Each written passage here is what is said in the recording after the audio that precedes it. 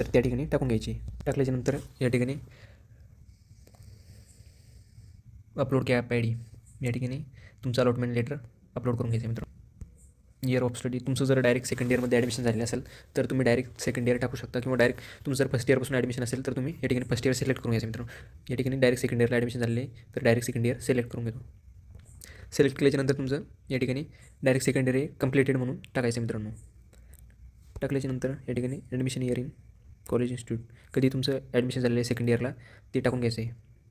या ठिकाणी पर्सेंटेज टाकून घ्यायचे मित्रांनो, म्हणजे CGPA वगैरे. रिझल्ट या ठिकाणी 5 टाकून घ्यायचं आहे. या ठिकाणी ॲडमिशन हे VJNT आपल्या कास्टमधून झालेलं आहे मित्रांनो, तर या ठिकाणी कास्ट टाकून घ्यायचे आहे VJNT. अपलोड मार्कशीट या ठिकाणी तुमचे सेकंड इयरची दोन्ही मार्कशीट, दोन्ही सेमिस्टरची मार्कशीट अपलोड करून घ्यायची मित्रांनो. या ठिकाणी मोड सिलेक्ट करून घ्यायचं मित्रांनो, रेग्युलरवरती क्लिक करून सिलेक्ट करून घ्या. या ठिकाणी आता सेव्हवर ऑप्शन, हे सेव्ह ऑप्शन आहे त्याच्यावर क्लिक करून घ्यायचं मित्रांनो.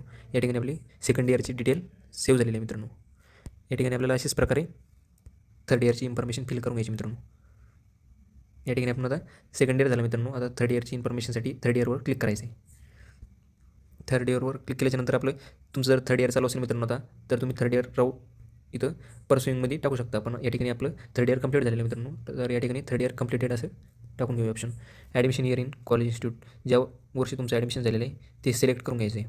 या ठिकाणी 2024 सिलेक्ट करतो. या ठिकाणी पर्सेंटेज टाकून घ्यायचे मित्रांनो.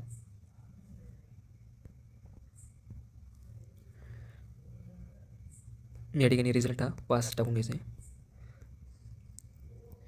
या ठिकाणी तुम्हाला मार्कशीट अपलोड करून घ्यायचं आहे मित्रांनो. अपलोड केलेलं मित्रांनो.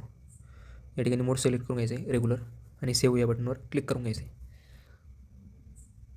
सेव्ह बटनवर क्लिक केल्याच्यानंतर ही माहिती सेव्ह झालेली आहे मित्रांनो. तर आता शेवटचं फायनल इयरचं सिलेक्ट करून घ्यायचं आहे मित्रांनो. करंट इयर, फोर्थ इयर हे सिलेक्ट करून घ्यायचं आहे. सिलेक्ट केल्याच्यानंतर फोर्थ इयर कंप्लीट इयर परस्युइंग या ठिकाणी आपलं फोर्थ इयर चालू आहे या ठिकाणी, तर फोर्थ इयर सिलेक्ट करून घेऊया आपण परस्युइंग. ॲडमिशन डेट या ठिकाणी टाकून घ्यायचं आहे मित्रांनो. डेट टाकून घेतलेली मित्रांनो. तर या ठिकाणी फीस पेडवरती 00 क्लिक करून द्यायचं मित्रांनो.